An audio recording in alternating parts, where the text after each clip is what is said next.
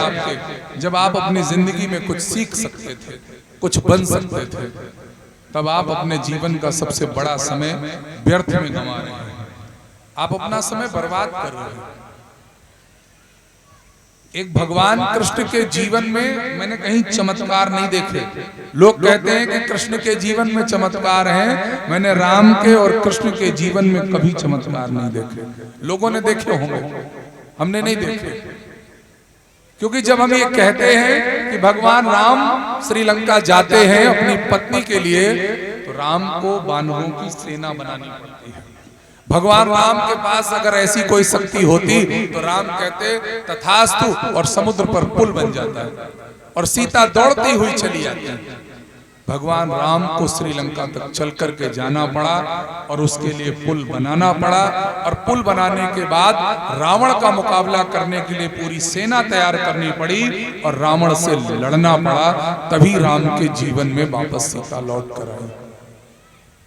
और हम लोग सोचते हैं कि बाबा बागेश्वर धाम अगर हम चले जाएंगे, एक नारियल चढ़ाएंगे तो हमारे बेटे की नौकरी लग जाएगी।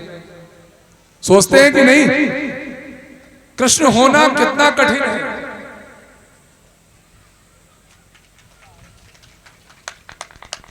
ये हमारे माखन आचार्य जी हैं, बड़ा इनसे मेरा आत्मीय रिश्ता है, सानिध्य है, तो आपसे सम्मान मिला, उसमें गौरवान्वित हूं और आपके बीच में आचार्य के रूप में समय दे रहे होंगे। कृष्ण होना क्या है बता सकते हो? कहना बहुत सरल है, घर में कृष्ण की तस्वीर लगाना बहुत सरल है, मथुरा वृंदावन जाना बहुत सरल है, बांके बिहारी से हाथ फैलाकर मांगना बहुत सरल है। कठिन है तो कृष्ण होना। कैसे? जब कुरुक्षेत्र का युद्ध चल रहा था तो आपने कहानी का एक हिस्सा पढ़ा है कि युधिष्ठिर ने जाकर के क्या मांगा, पांडवों ने क्या मांगा और कौरवों ने क्या मांगा।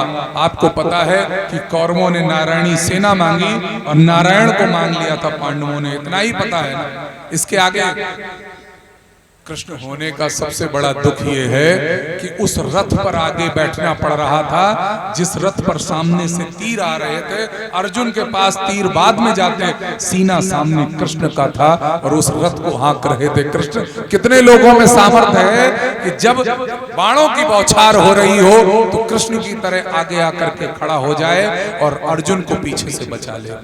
कृष्ण ने वो किरदार निभाया था कि वो बाणों का बाण कृष्ण के सीने पर था और उस युद्ध का संचालन एक दिन नहीं 18 दिन और 18 अक्षौणी सेना के सामने कृष्ण ने किया। तब हम कृष्ण को भगवान कहते हैं, ऐसे नहीं। कृष्ण के माता पिता कारागार में थे, सोचो, और गोकुल में कोई कमी नहीं थी। नंद बाबा के घर में हजारों गायें थी, लाखों गायें थी, सब सुख सुविधाएं, कंचन बरस रहा था और कृष्ण उस नंद गांव में अकेले बैठ के रोता था कि मेरा पिता मेरी माँ जेल में अभी है और मैं जीवित क्यों हूं? मेरे जीवित रहते मेरे माँ मेरे बाप जेल में हैं। कृष्ण को उस पीड़ा ने सोने नहीं दिया और कृष्ण ने नंदगांव को छोड़ने का फैसला किया। और नंदगांव तो छोड़ो, राधा को भी छोड़ने का फैसला कृष्ण ने किया और जाकर के मथुरा में कंस का सामना किया था। बताओ कृष्ण की क्या उम्र थी जिस उम्र में कंस से सामना करके अपने माँ बाप को कारागार से मुक्त कराया था। बेटा हो तो कृष्ण जैसा हो। हम उस कृष्ण के वंशज हैं, ये हमारा सौभाग्य है। उस कृष्ण की आराधना करते हैं, साधना करते हैं, वो कृष्ण हमारा भगवान है, हमारा ये सौभाग्य है। लेकिन कृष्ण की अगरबत्ती लगाने से जीवन में कुछ नहीं होगा, कृष्ण के मंदिर में माथा पटकने से कुछ नहीं होगा, जन्माष्टमी का व्रत रहने से कुछ नहीं होगा, रामनवमी के व्रत रहने से कुछ नहीं होगा। अगर जीवन में कुछ चाहते हो कि कुछ हो जाए तो भगवान की जो कथाएं आप सुनते हो उन्हें अपने जीवन में उतारना शुरू करो, उनको अपने जीवन का हिस्सा बनाओ। अगर मेरी द्वारा कही गई इस मंच से इतनी बातों में से 5 बातें भी आप घर ले गए और उन बातों को आपने अपने जीवन का हिस्सा बना लिया, तो मुझे गर्व होगा कि मैं उस मधीपुर की मिट्टी पर बोल कर आया था जिस मिट्टी ने सुरजन चैतन्य जी महाराज को तरासा था, संवारा था, और वहां के 5 लोगों के जीवन को बदलने का अवसर मुझे भी मिला था। उन 5 लोगों के जीवन को मैं बदल पाया। यहां से मेरी 5 बातें महत्वपूर्ण लेके जाना, जो सास बन करके बैठी हैं वो ये लिख करके ले जाएं, तुम्हें भी राजा बनने का अवसर मिला था, तुम्हें भी इस घर में बहू बनने का अवसर मिला, सास बनने का अवसर मिला। आज जो तुम्हारे आंगन में बहू नाती पंती खेल रहे हैं, ये सब तुम्हारे हैं। इनसे विद्वेष मत करना, इनसे भेदभाव मत करना। और जो बेटियां बहू बनने वाली हैं या जो बहुएं बन करके हैं, बन चुकी हैं, वो इंतजार कर लें, तुम्हारा सास बनने का तख्तो-ताज नजदीक खड़ा है। तुम्हें भी सास बनने का अवसर मिलने वाला है और बहुत जल्दी बनोगे। तो उसके लिए ऐसे तैयार रहो कि काश तुम्हारे अगर 2 बेटे हैं तो दोनों बहुएं तुमको भला बुरा ना कह सकें, ये सोच कर चलो। और बेटियों, जो यहां पर बेटियां बैठी हैं उनसे भी एक बात कह रहा हूं, तुम्हारी जिंदगी नरक इसलिए हो जाती है कि जब तुम बहू बनती हो तो फोन कॉल का पहला हिस्सा तुम्हारी माँ होती है। वो जो पहला फोन तुम अपने माँ को मिलाते हो ना, वो माँ तुमको एक पक्षी फैसला सुनाती है, एक पक्ष का। दूसरे पक्ष का फैसला तुम्हारी माँ सुना ही नहीं सकती। उसका कारण है, याद करो, अभी तुम जो बेटियों की शादी नहीं हुई है वो जरा सोचें। अभी तुम अपने घर में हो, जब घर में मेहमान आते हैं तो माँ सबसे पहले डांट किसको लगाती है? जाओ दौड़ करके किचन में चाय बना के लाओ, नाश्ता लेकर के आओ। बताओ माँ किसको कहती है?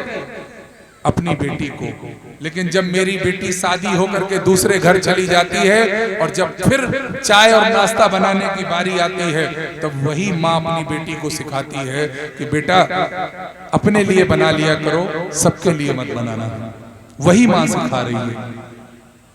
घर में वही माँ अपनी बेटी से कह रही है कि भैया के कपड़े धुल दो, पिताजी के कपड़े धुल दो। वही माँ, और खुद आराम से बैठी है। वही माँ अपनी बेटी से कपड़े धुलवा रही है। और जब वही बेटी ससुराल जाकर के ससुर के कपड़े धुल देती है तो सबसे ज्यादा कष्ट उस बेटी की माँ को होता है, सबसे ज्यादा कष्ट होता है।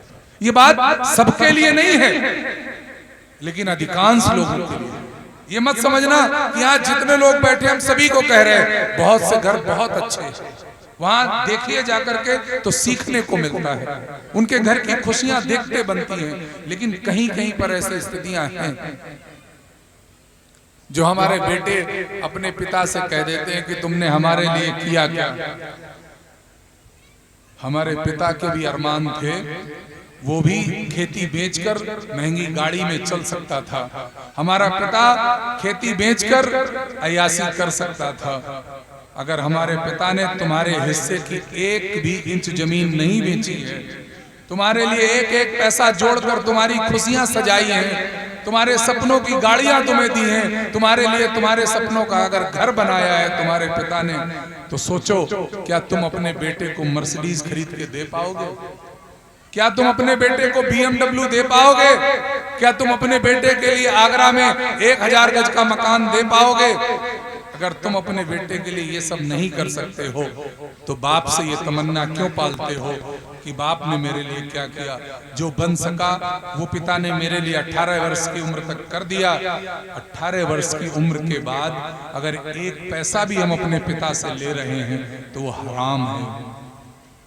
हमें मर जाना चाहिए चुल्लू भर पानी में डूबकर, अगर हम अपने पिता पर 18 वर्ष की उम्र के बाद आश्रित हैं। और बेटियों, एक बात और याद रखना,